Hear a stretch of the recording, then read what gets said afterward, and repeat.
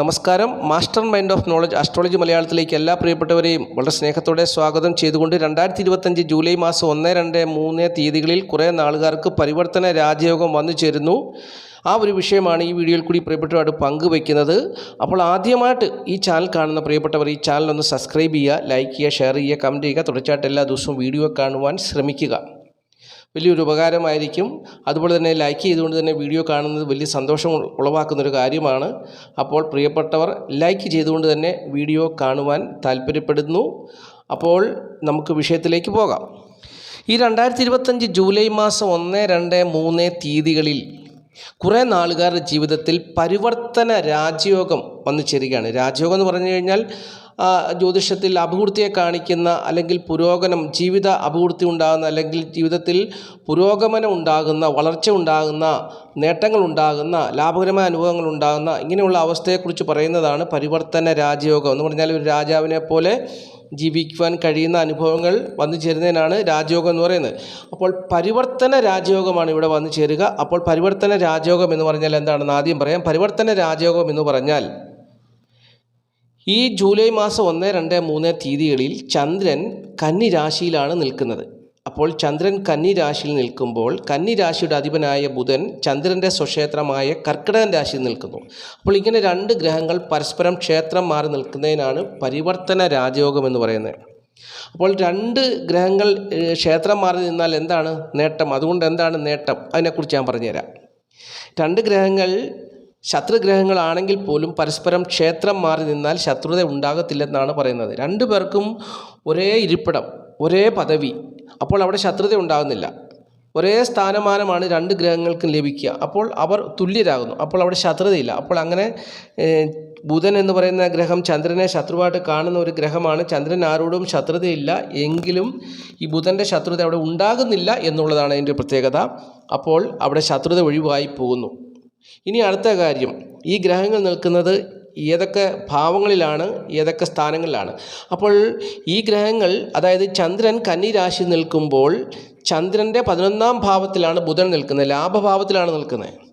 അപ്പോൾ അതിൻ്റേതായ നേട്ടം ചന്ദ്രൻ നിൽക്കുന്ന രാശി ഏതാണോ ആ രാശിയിലെ ജാതകർക്ക് കൊടുക്കും. അതായത് ചന്ദ്രൻ ഇപ്പോൾ കന്നി രാശിയിലാണല്ലോ നിൽക്കുന്നത്. അപ്പോൾ കന്നി രാശി നിൽക്കുമ്പോൾ കന്നിക്കുറിൽപ്പെട്ട ഉത്രം, മുക്കാൽ, അത്തം, ചിത്തിര 2 പാദം ആൾക്കാർക്കാണ് അതിൻ്റേതായ നേട്ടങ്ങൾ ഉണ്ടാകുന്നത്. അവർക്ക് എന്തൊക്കെ നേട്ടങ്ങളാണ് ഉണ്ടാകുക? അവരുടെ പ്രവർത്തന മേഖലയിൽ അവർക്ക് വിജയം കൈവരിക്കാൻ പറ്റുന്ന ദിവസങ്ങളാണ് ജൂലൈ മാസം 1, 2, 3 തീയതികൾ. അവർ പല കാര്യങ്ങളിലും ഇറങ്ങി തിരിച്ചിട്ട് തടസ്സമൊക്കെ അനുഭവപ്പെട്ട് നിൽക്കുക. കണ്ടകശനി ഉണ്ട് അവർക്ക്. അപ്പം കണ്ടകശനിയുടേതായ തടസ്സങ്ങളൊക്കെ അവർക്ക് നേരിടുന്നുണ്ട്. ഒരു കാര്യത്തിലും അങ്ങോട്ട് വിജയം പൂർണ്ണമായിട്ട് ലഭിക്കുന്നില്ല. ഒരുപാട് പരിശ്രമിക്കുന്നുണ്ട്, ജീവിത വിജയത്തിനായിട്ട് ഒരുപാട് കഷ്ടപ്പെടുന്നുണ്ട്, അലയുന്നുണ്ട്, യാത്ര ചെയ്ത് ഓരോ കാര്യങ്ങളൊക്കെ നേടിയെടുക്കാൻ വേണ്ടി പോകുന്നുണ്ട്, പക്ഷെ ഒന്നും നേടുന്നില്ല.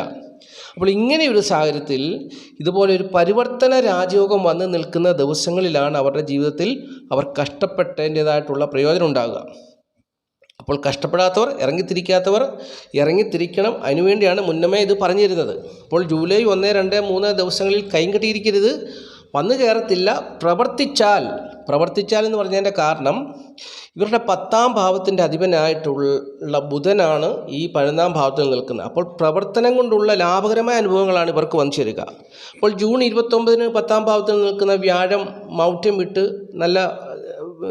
നല്ല ബലമുള്ള ഗ്രഹമായി മാറുകയാണ്. മൗഢ്യാവസാനമാണ് ജൂൺ 29. അപ്പോൾ ജൂൺ 29 കഴിഞ്ഞാൽ വ്യാഴം ബലവാനാകുന്നു. അപ്പോൾ 10ാം ഭാവത്തിൽ വ്യാഴം ബലവാനായിട്ട് നിൽക്കുന്നു, അതൊരു നേട്ടമാണ്. അതുപോലെ തന്നെ 12ാം ഭാവത്തിൽ ബുധൻ നിൽക്കുന്നു, നേട്ടമാണ്. ചന്ദ്രനും ബുധനും പരിവർത്തനം ചെയ്ത് നിൽക്കുന്നു, അതും നേട്ടമാണ്. അപ്പോൾ കന്നിക്കൂറുകാരെ സംബന്ധിച്ച് ജൂലൈ മാസം 1, 2, 3 തീയതികളിൽ പ്രവർത്തന വിജയം നേടിയെടുക്കാൻ പറ്റുന്ന ദിവസമാണ്. ഏതൊരു വിഷയത്തിലും അവർ ഓടി നടന്ന് പ്രവർത്തിക്കുകയാണെങ്കിൽ തീർച്ചയായിട്ടും വിജയം കൈവരിക്കാൻ അനുകൂലമായ ദിവസമാണ്. ശനിയുടേതായിട്ടുള്ള ദോഷം അനുഭവിക്കാൻ സാധ്യതയുണ്ട്. കാരണം ശനി 7ലാണ്. അപ്പോൾ എല്ലാവർക്കും ശനി ദോഷം ചെയ്യുന്നൊരു ഗ്രഹമല്ല എന്നുള്ളതും ജ്യോതിഷത്തിൽ പറയുന്നുണ്ട്. കാരണം ശനി നിൽക്കുന്നത് മീനൻ രാശിയിലാണ്. മീനൻ രാശിയുടെ അധിപനായ വ്യാഴം 10ലാണ് നിൽക്കുന്നത്. അതുകൊണ്ട് വലിയ ദോഷമൊന്നും വരത്തില്ല. എന്നാൽ ചിലർക്ക് ജനിച്ച സമയത്ത് ശനി അതുപോലെ ദോഷം ചെയ്യുന്ന ഒരു ഗ്രഹമാണെങ്കിൽ അതിൻ്റേതായ ചെറിയ ദോഷങ്ങളൊക്കെ ചെയ്യും. അപ്പോൾ അതിനുള്ള പരിഹാരങ്ങളൊക്കെ മനസ്സിൽ ചിന്തിച്ച്, ശനീശ്വര ദോഷം ചെയ്തത്, ഞാൻ ഇറങ്ങിത്തിരിക്കുന്ന കാര്യങ്ങളിൽ എനിക്ക് വിജയം ഉണ്ടാകണമേ എന്നൊക്കെ പ്രാർത്ഥിച്ച് അങ്ങനെ പോവുകയാണെങ്കിൽ ഈ ജൂലൈ മാസം 1, 2, 3 തീയതികളിൽ നേട്ടങ്ങൾ കൈവരിക്കാൻ പറ്റുന്ന ദിവസമാണ്. അപ്പോൾ കന്നിക്കൂറിൽപ്പെട്ട ഉത്രം, മുക്കാൽ, അത്തം, ചിത്തിര 2 പാദം നാളുകാർ പ്രവർത്തിക്കണം.